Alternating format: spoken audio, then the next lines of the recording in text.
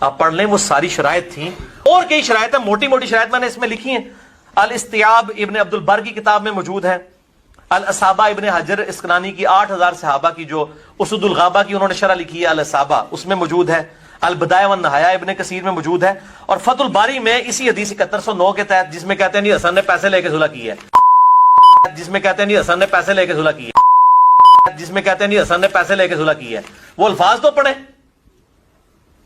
کہ انہوں نے کس طرح، انہوں نے پورے الفاظ اس پہ کلیئر کیا، بھی ٹائم نہیں، جس کو شوق ہو یہ پڑھیں۔ ہم تو یہ بات کہتے ہیں حسن رضی اللہ تعالیٰ نے اپنے نانا کی بشارت پر پورے اترتے ہوئے غیر مشروط طور پہ صلح کی اور اس فضیلت کو حاصل کیا کہ میرا یہ بیٹا سردار ہے، سید ہے، یہ میری امت کے مسلمانوں کے 2 جماعتوں میں صلح کرائے گا۔ انہوں نے غیر مشروط طور پہ صلح کرائی۔ مرزا جی کہتے ہیں اور یہ کہتے ہیں کہ وہ حسن نے پیسے لیتے، یہ کہتے ہیں۔ اچھا جی، یہ دیکھیں، یہ میرے ہاتھ میں صحیح بخاری ہے۔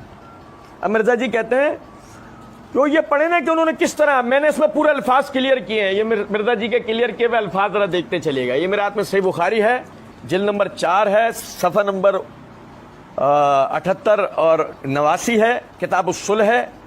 کتاب الصلح میں یہ باب قائم کیا گیا، باب قول النبی صلی اللہ علیہ وسلم الحسن ابن علی ابن ھذا سید ولعل اللہ ان یصلح بہ بین فئتین عظیمتین۔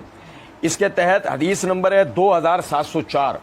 میں پوری روایت پڑھوں گا، آپ پوری روایت سنیے گا ذرا، کہ حسن بصری رحمۃ اللہ علیہ فرماتے ہیں کہ اللہ کی قسم جب حسن ابن علی رضی اللہ عنہما معاویہ رضی اللہ عنہ کے مقابلے میں پہاڑوں جیسا لشکر لے کر پہنچے تو عمر بن عاص نے کہا کہ میں ایسا لشکر دیکھ رہا ہوں جو اپنے مقابل کو نیست و نابود کیے بغیر واپس نہ جائے گا۔ معاویہ رضی اللہ تعالیٰ نے اس پر کہا اور اللہ کی قسم وہ ان دونوں اصحاب میں زیادہ اچھے تھے کہ اے عمر، اگر اس لشکر نے اس لشکر کو قتل کر دیا یا اس نے اس کو قتل کر دیا تو اللہ تعالیٰ کی بارگاہ میں لوگوں کے معاملے کی جواب دہی کے لیے ہم سب کی کون ذمہ داری لے گا؟ لوگوں کی بیوہ عورتوں کی خبر گیری کے سلسلے میں میرے ساتھ کون ذمہ دار ہوگا؟ لوگوں کے آل اولاد کے سلسلے میں میرے ساتھ کون ذمہ دار ہوگا؟ آخر معاویہ رضی اللہ تعالیٰ نے حسن رضی اللہ عنہ کے ہاں قریش کی شاخ بنو عبد شمس کے 2 آدمی بھیجے، عبد الرحمن بن سمرہ اور عبداللہ بن عامر۔ آپ نے ان دونوں سے فرمایا کہ حسن بن علی رضی اللہ عنہ کے ہاں جاؤ اور ان کے سامنے صلح پیش کرو، ان سے اس پر گفتگو کرو اور فیصلہ انہی کی مرضی پر چھوڑ دو۔ دیکھو، میں وہ پیچھے والی باتیں نہیں کر رہا جو معاویہ رضی اللہ تعالیٰ عنہ اپنے دل کی بات کر رہے ہیں، میں وہ نہیں کر رہا بات، لیکن ذرا یہ نقطہ دیکھو آپ کہ ان کے پاس صلح کی گفتگو کرو بیٹھ کر، فیصلہ انہی کی مرضی پر چھوڑو۔ معاویہ رضی اللہ عنہ اپنی کوئی مرضی چلا رہے۔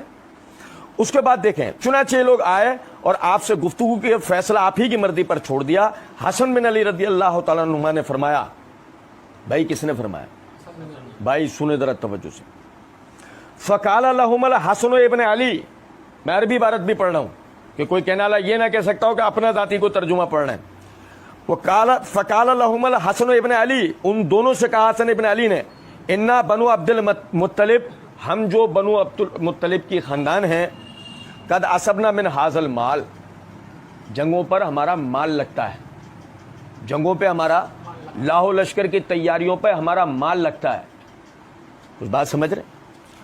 وَإِنَّ هَذِهِ الْأَمَةُ قَدْ آسَتْ فِي دِمَائِهَا، اور یہ لوگ جو میرے ساتھ ہیں یہ خون خرابہ کرنے میں طاق ہیں، ٹھیک ہے۔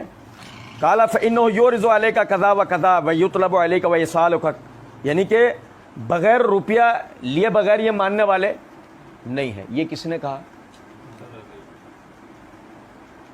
یار آپ اندازہ کرو، اور بھائی میرے سمجھو ذرا اس بات، یہ کیا ہے کہ جب معاملہ حسن رضی اللہ تعالیٰ عنہ کا ہو تو آپ نے روایت ہی چھپا لینی ہے۔ یہ کہتے ہیں، یہ آپ کسی اور نے کہا ہے، یہ حسن رضی اللہ تعالیٰ عنہ کے الفاظ ہیں۔